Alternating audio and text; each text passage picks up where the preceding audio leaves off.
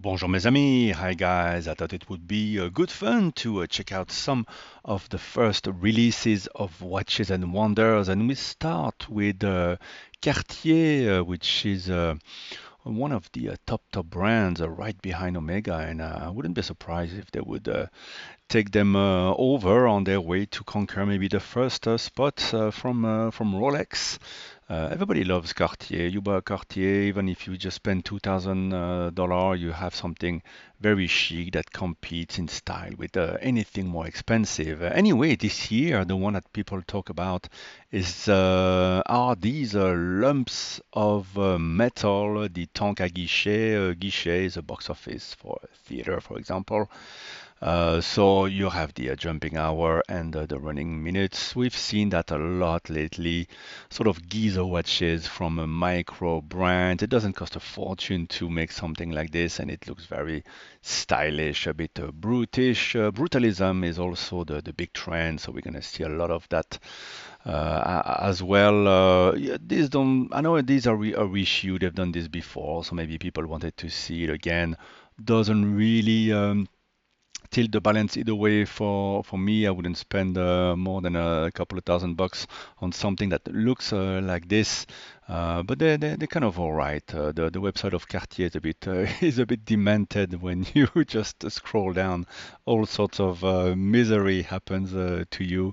Yeah, there's not too much for it, but I'm sure they can make a lovely little margin on this model. This one in particular is bizarre because you have to tilt your head uh, 45 degrees to read it. So maybe at the end of the day, your neck is gonna hurt, or maybe it's meant to be read by someone next to you.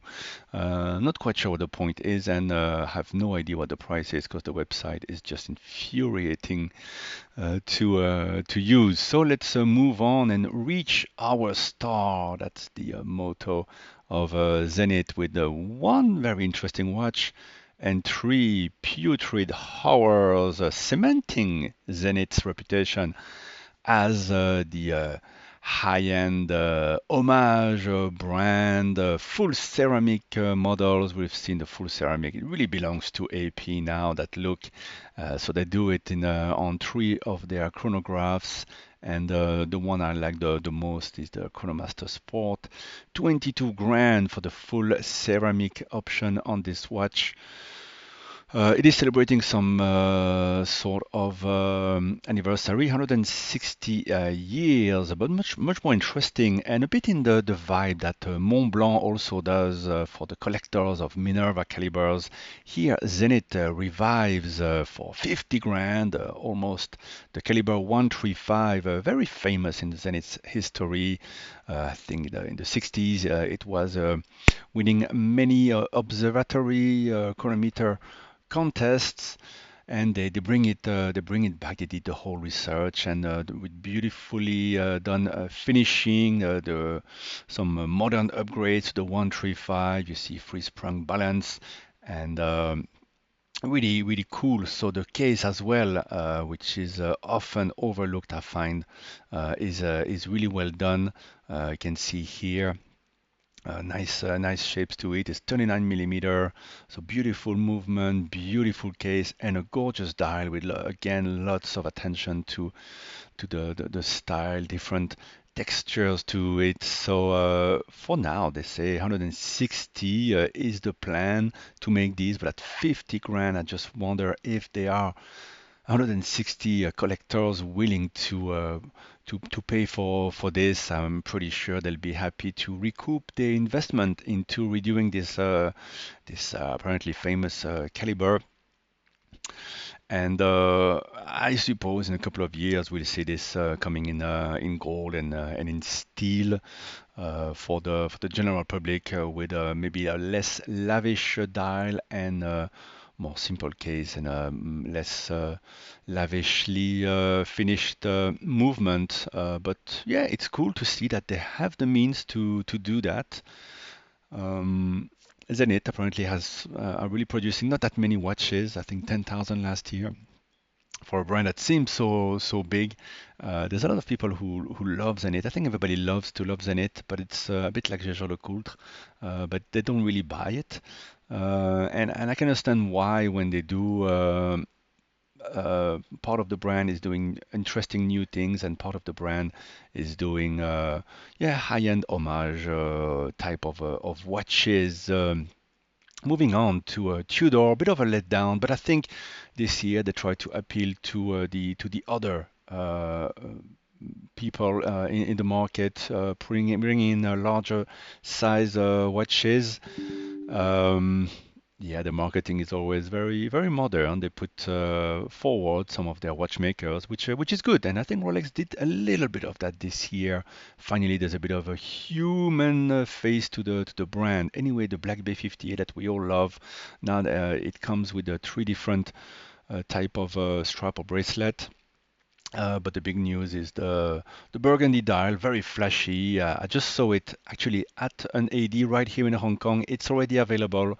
All these, apart from the Ultra, are already there in the window and already, yeah, available. So I'm guessing not a lot of interest. Tudor, I haven't seen many watches moving, nobody in the stores, not much sales.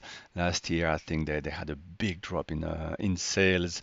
I don't think this color is going to really excite me. Well, you know, red is the color for that Chinese love. So maybe in Hong Kong, you would expect more interest, but not many people want to drop 31,000 on a model that's been out for a long time.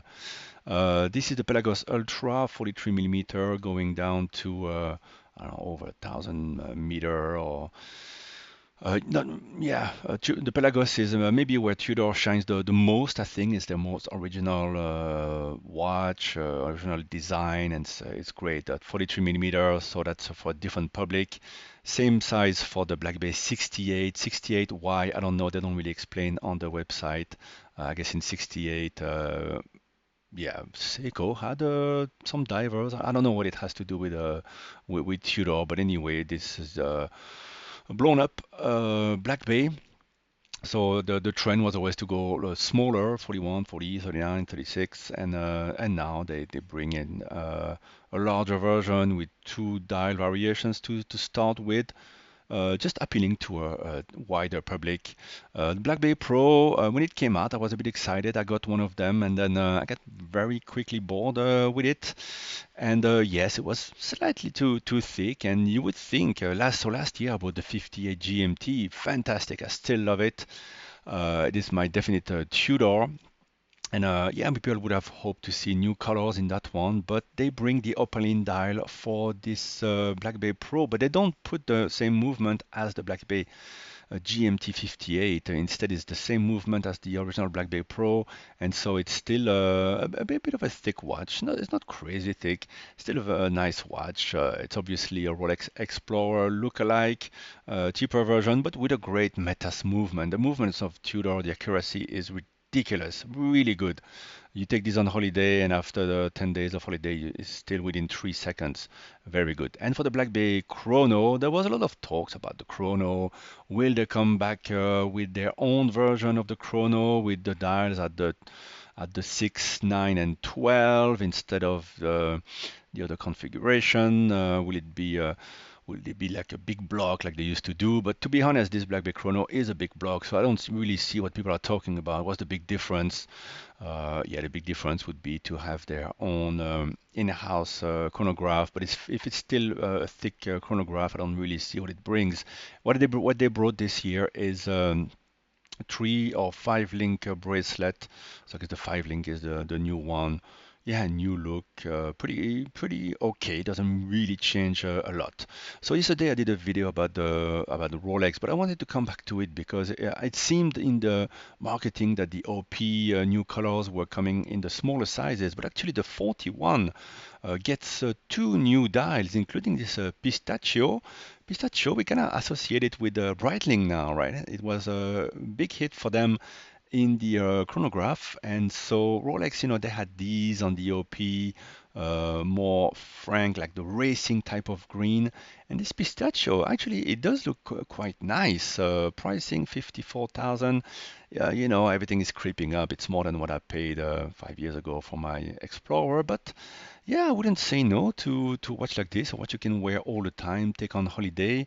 And the other dial is actually quite nice. I gotta say, they call it beige. It is indeed a beige, a nice cream. I do like it. I have to say, I'm not gonna run to the AD, and I'm guessing they're gonna play coy for a while. So yesterday I went into an AD asking a bit about this land dweller, and it's just such an awkward place to go that yeah, I'm not gonna debase myself doing it again. But I wanted to come back on the land dweller because I think from the watchmaking point of view, indie watchmakers are impressed that Rolex would commercialize, which means going on an industrial level to bring a movement that has so an indirect dual impulse, the kind of thing that F. Pigeon and Laurent Ferrier have done, and also Ulysse Nardin in the Freak. So really an impressive thing. Yes, we can debate about the use of silicon. It has lots of advantages, but it can't be repaired. But so it's really a big leap forward for watchmaking, and it's going to be 5 hertz, so even smoother seconds hand, and it's got the Siloxy. So yeah, watch and for once, I guess the display case back does make sense. They started doing that 2 years ago, but here they have something to show, and I think they should have put a Cyclops on the back to even show better this yeah, this wonderful piece of engineering. And we're all looking forward to see if it's going to run well. I guess obviously it's been tested for years at Rolex.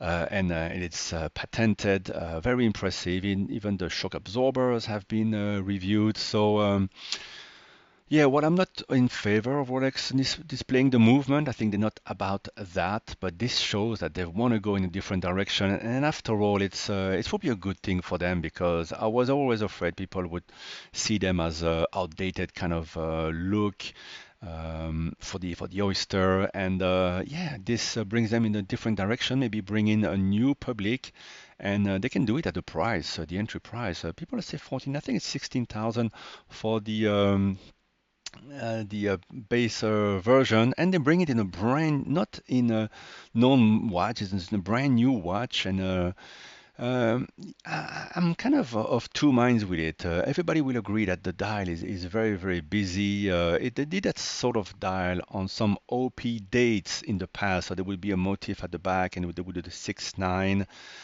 A bit of a mishmash. I really hate the rehold, the minute track over there. I think if the dial would extend all the way, it would be a lot nicer. And they could have done a lot of different dial variations. They do this honeycomb. So obviously this is going to influence a lot the visual that we have of this watch. Um, but it's true that when I see the wrist roll, sometimes I feel like, oh no, not another steel integrated sport type of watch. And then in some videos, it looks really, really good, and the platinum also looks good. It's very thin, under 10 millimeters. So it's something I would love to experience on the wrist. And of course, the clasp is hidden, and which means great. You get that clean look like a Jubilee bracelet of the president, but you don't have any adjustment. And yeah, it's a more angular type of link. It is interesting. It's an interesting watch. It's something new and something old, right? Because it's the Oyster Quartz from 1969, and we've seen that dial before. A lot of the Rolex codes. I'm sure in a year or two they will come up with new dial colors and hopefully big variations on the dials. I would love them to drop the minute track altogether and have it printed on the dial with the dial extending all the way. It would be much more beautiful with the classic straight mirrored rehaut, I think. Yeah, something old, something new. It kind of feels, I mean, it comes on the back of so many similar type of watches. Yeah, we'll have to see really how this evolves. I'd love to see one in person. The name Land Dweller, everybody's just wondering what it is. I guess if they call it Land Master, it would sound a bit, I don't know, southern for the US guys, they will get what I mean. Land Master, Land Dweller, the guy who dwells on his land or dwells about the land. But they had to do it, I guess, with the Sky Dweller, the Sea Dweller. What is a Land Dweller? One last thing, one big problem with this dial is that all the writing is put on some sort of a little plate and then juxtaposed over the dial rather than being printed on the dial. That's another thing that adds a bit too much on this dial. Not crazy about it. So it's yeah, it is definitely something interesting. For the rest, it's a bit on the nose. The other releases quite heavy colors, heavy. Yeah, it's quite heavy-handed. This ceramic dial to match the ceramic bezel. Well, it's in white gold, so it's over 40 grand. Very on the fringe type of look. 1908 is very beautiful, and I'm sure the AD will love you if you purchase this one. Lovely day just for the ladies. This is going to be the one of the most flashy ones, I guess. A lot of guys are going to want to have this one. 300,000 Hong Kong dollar if you're here in Hong Kong. It's yeah, it's kind of cool. I think I still prefer the Ghost or the Pikachu or the Paul Newman in particular in this type of Daytona. Let's move on a bit. Um, with Patek Philippe. Yeah, they're very interesting. They did some desk clocks. I think it's $1 million or something. Incredible machines with buttons and all that. Grand complication. I mean, it's easy to dismiss Patek for some of the watches that we're gonna look at, but I mean, this is crazy watchmaking, right? So they can produce not many can produce something like this. Now this is interesting. The 5328G, 41 millimeters, white gold. It has the hobnail on the side that we've seen before. A bit of the syringe hands. Thankfully here there is no faux patina. Uh, quite a nice watch. It has the texture on the dial that we've also seen before, like the old cameras.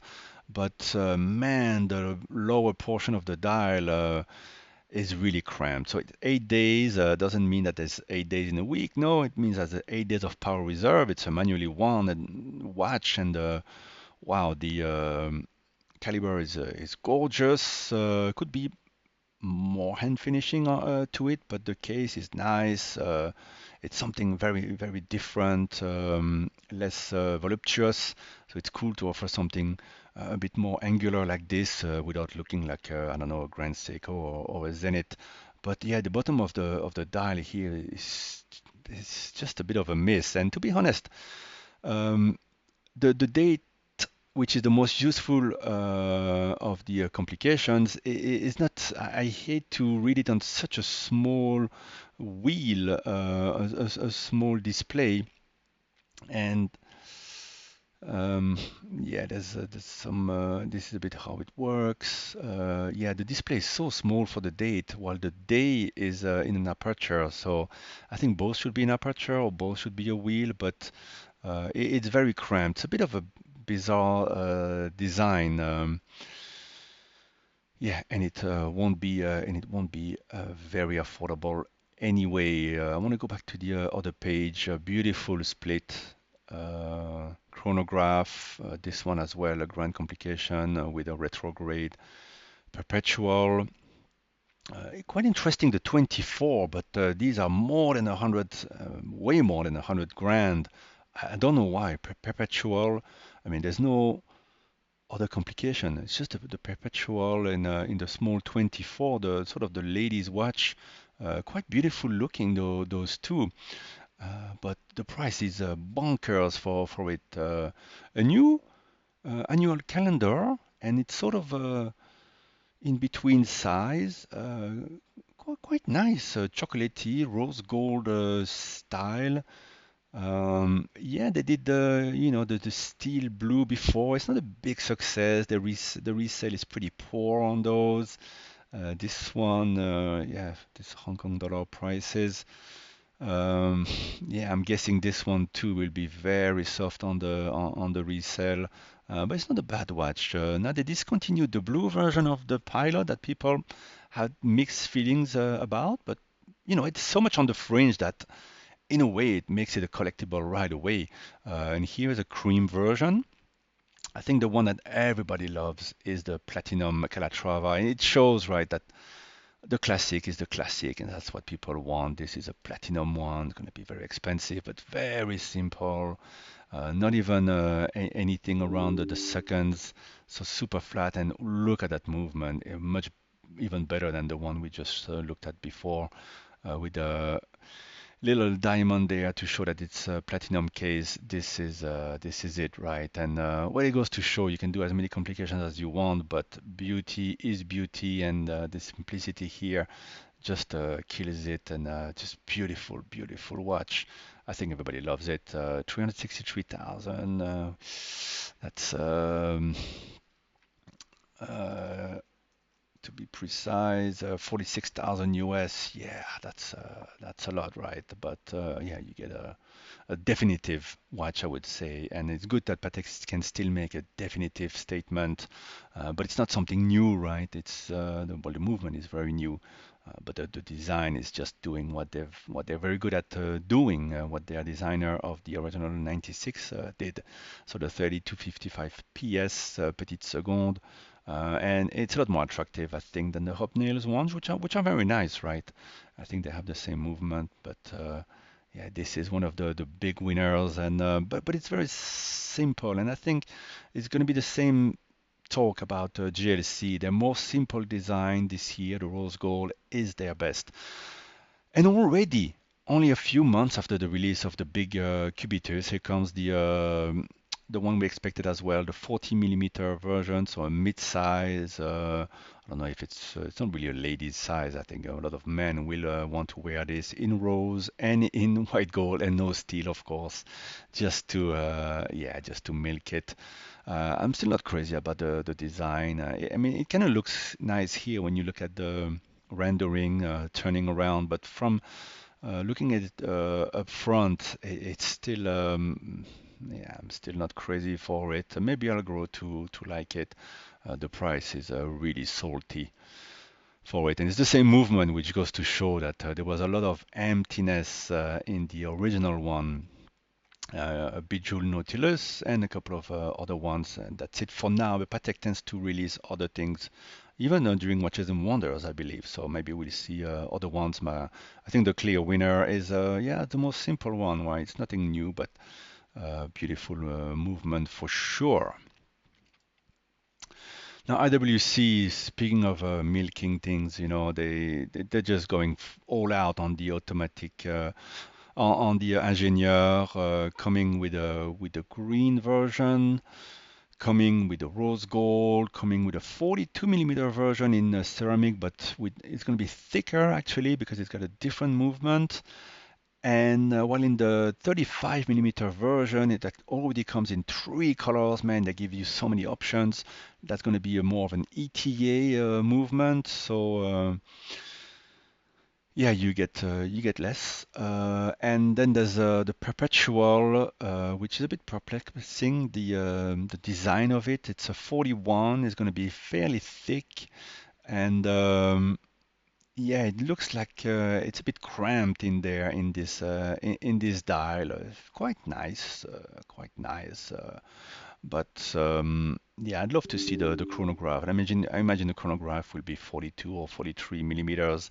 They have a few other releases, some very complex watches. I'm really not sure where to find them on their website. Let's click a couple of times. If there's too many clicks, I'm just gonna give up because I don't want to get this lasting too long. Yeah.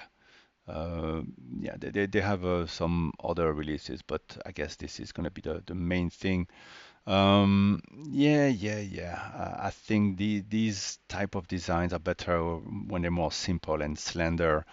And if you start giving too many options, I just did the blue not long ago, I think it dilutes the strength of the release. And but it's a group brand, and they just have to pump out more and more references. I suppose they have to do it, and it's that's a lot to add to it. While the original releases are already trading at a steep 25-30% discounts, at least here in Hong Kong. Nomos, new caliber and new colors for the pneumatic world time. So different. They had a world time before. There's a new one, and there will be some limited edition versions. So pretty nice. Pretty cool. This one has a bit of altimeter type of look. Quite nice, quite nice. Vacheron, really a star of the show. Super complication, most complicated wristwatch ever made. Insanity, and they have some gorgeous things there. On the traditional, there's this perpetual calendar is to die for. I mean, look at this. It's in platinum. I mean, look at all the things going on this watch. What a beast of a watch. It looks absolutely gorgeous. I mean, much respect to Vacheron. Yes, they did the popular stuff with the overseas, with the 222, but this is here they really put, I think, AP to shame. To me, it's really one step above also what maybe Patek is doing to some extent. It's really really beautiful and super nice. Wow. I hope I'll get hands on this one tourbillon. I'm not crazy about the tourbillon to be honest. I prefer the other types of complications. That's super nice. And another one that's oh, they're gone. They did some crafts dial as well that I don't really always love, and some nice traditional manually wound versions with beautiful details on the dial. Here, look at that. Very interesting. What kind of design is this? Is this still Art Deco? I don't know. Very geometrical. And you have the star here projecting out with, those grooves. Very groovy, very cool looks, very slender and slim, beautiful lugs. Not too rounded, a bit of straight geometry to it. I like this a lot. That's super nice. And yeah, maybe not to keep this video too long. Maybe I'll do another one for the other brands. But Tag, I mean, LVMH has replaced Rolex on the Formula One tracks. We've seen the Tag kind of clock, and they used to do Formula One watches, and they come back with another one. So you're gonna have to pay 2 grand for a solar quart. It's called a solar graph, but it's not a chronograph. Sort of diverse, a bunch of colors to it. Uh, yeah, I think if you're ready to spend 2 grand on this, yeah, maybe I can't really do much to help you. I don't like it. I don't have any affinity to this, but yeah, maybe some people will like it, whether they're young people or maybe it's people who are a bit nostalgic of this old design. But yeah, it's a bit moon swatchy kind of thing. So there you go. Let me know what you've noticed on the first day of releases. Actually, I wanted to quickly have a look at Jaeger LeCoultre. Their website is also often infuriating. Let's see if we can, in a few clicks, get to the new watches. And the one that stands out is the one with the Milanese bracelet. This one, and it's the most simple. The other one being this one, the Geographic Tribute. So the monoface is 41,000 US or thereabouts. Super simple, right? There's no other complication. Very clean, but it goes to show, just like with Patek, that wow, when they go simple, it can be amazing. When they do simple in steel, it's not yeah, that people don't really go crazy, especially because they're very expensive. This is expensive, but I think you can see where your money is gone. Yeah, it's tons of style and it really rivals with Cartier. And the other one, oh, there you go. Now it's gone for some reason. For some reason, and now it's back. The geographic. This one is a large size, so it's almost 50 millimeters here to here, so that's quite big. So bigger wrist and maybe a bit thicker, and this one has a world timer complication, quite nice. It's 20 grand. I don't know if it's 20 grand. Nice. So it's a reversal year for Jaeger-LeCoultre, at least so far for the releases. So pretty cool, pretty cool. Let me know what you have noticed on the first day and your opinion about these watches in the comments. Thank you for watching, guys. Bye bye.